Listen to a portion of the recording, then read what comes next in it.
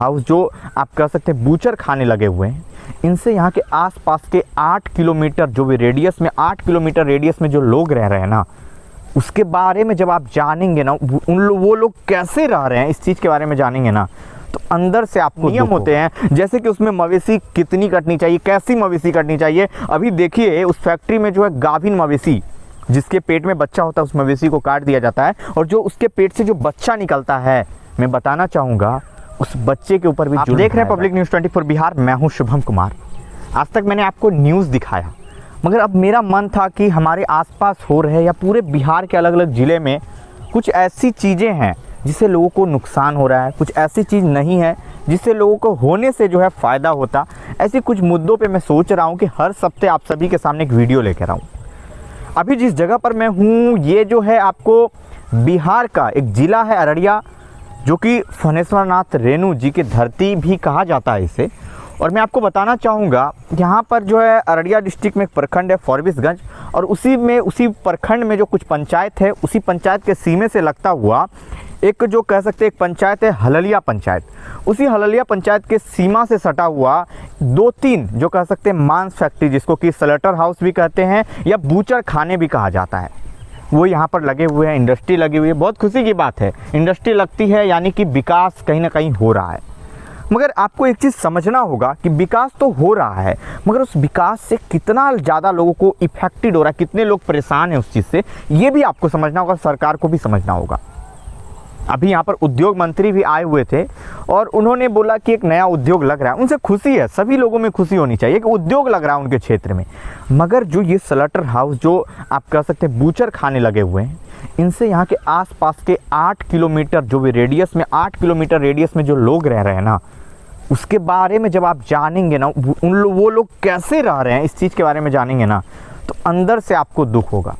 मैं बताना चाहूँगा कि उस क्षेत्र में उससे जो सटा हुआ पंचायत है हललिया पंचायत है, उसके बाद आपको टेढ़ी पंचायत है, टेढ़ी मुसहरी पंचायत है, और औराही पश्चिम है, पुरवारी झिरवा है, झिरवा पछवारी है। ये कुछ पंचायत हैं जो कि उससे सटे हुए पंचायत हैं, उस फैक्ट्री से जो इफेक्टेड पंचायत हैं।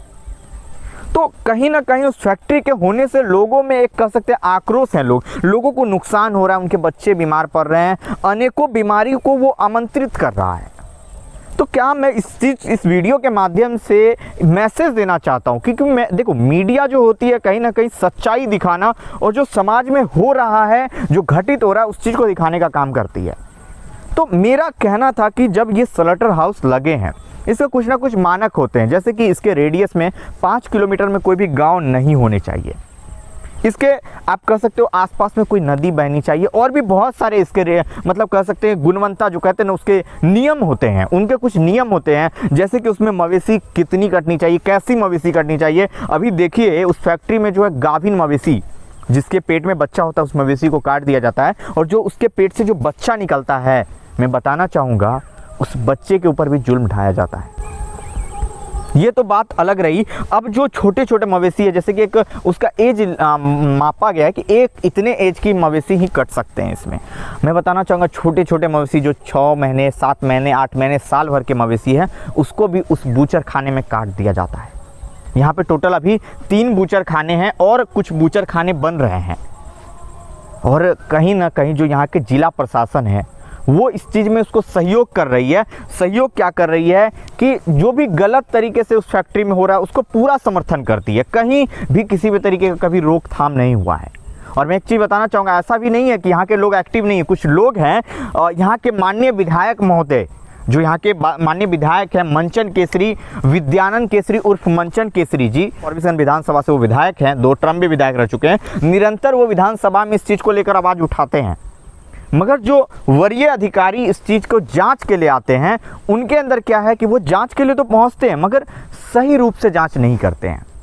क्या करते हैं, खाना पूर्ति करने का काम करते हैं, मतलब एक गेट से घुसते हैं और पैसे का बैग लिया और दूसरे गेट से निकल जाते हैं।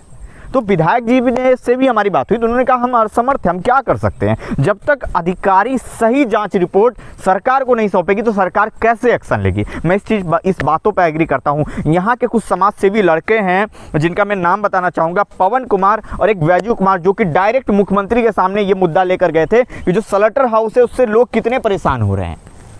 मगर मैं बताऊं कि अभी तक कुछ भी नहीं हुआ है। और माननीय नीतीश कुमार महोदय से मैं आग्रह करूंगा कि आप बिहार में विकास देखना चाहते हैं, हमें भी खुशी है कि हम सब लोग विकास देखना चाहते हैं बिहार का, मगर कहीं ना कहीं ऐसे विकास से क्या फ़ायदा जब लाखों लोगों का नुकसान हो रहा हो। यहाँ की पानी में इतनी बदबू आ चुकी है, आप पी नहीं सकते हो। इस 1 किलो अभी बताओ 8 किलोमीटर रेडियस से भी ज़्यादा का पानी गंदा हो चुका है, मगर 1 किलोमीटर एरिया में जो पानी है वो पीने योग्य नहीं है। और आसपास बसे हुए जो 100 मीटर 200 मीटर 500 मीटर में जो बस्ती बसी हुई है, उसके अंदर जाके स्थिति देखिए, लोग पलायन को तैयार हैं, पलायन के लिए यहाँ से वहाँ से जा रहे हैं, मतलब उस जगह को खाली कर रहे हैं। तो मैं सरकार का ध्यान आकर्षित करना चाहता हूँ कि जो स्लॉटर हाउस है, जो फॉरबिसगंज विधानसभा में या फॉरबिसगंज प्रखंड में जो ये स्लॉटर हाउस है पोठिया के आसपास, इस पे सरकार ध्यान दे, जो भी वरीय अधिकारी हैं वो ध्यान दे कि जब भी उसके ऊपर जांच आती है निष्पक्ष तरीके से जांच करें, जिस वजह से सरकार जो है इसके ऊपर एक्शन ले सके। और उद्योग मंत्री को भी मैं आकर्षित करना चाहूँगा, क्योंकि उद्योग मंत्री इधर बहुत ही कुछ दिन पहले ही आए थे, उनको भी आकर्षित करना चाहूँगा। आप ये उद्योग लगा रहे हैं, बहुत अच्छी बात है, हम लोग खुश भी हैं कि आप उद्योग लगा रहे हैं, बट ऐसे उद्योग ना लगाएं जिससे लोगों को नुकसान हो। बाकी आज के वीडियो में इतना ही। और मैंने सोचा है कि हर सप्ताह कुछ ना कुछ आप सभी के सामने जो समाज में हो रहे कुछ ऐसी गलतियाँ और कुछ ऐसी चीज़ें जो आप सबको देखनी चाहिए, मैं कोशिश निरंतर करता रहूँगा आप सभी के सामने लाने की। बाकी इस वीडियो में दीजिए इजाज़त, तब तक के लिए धन्यवाद। जय हिंद।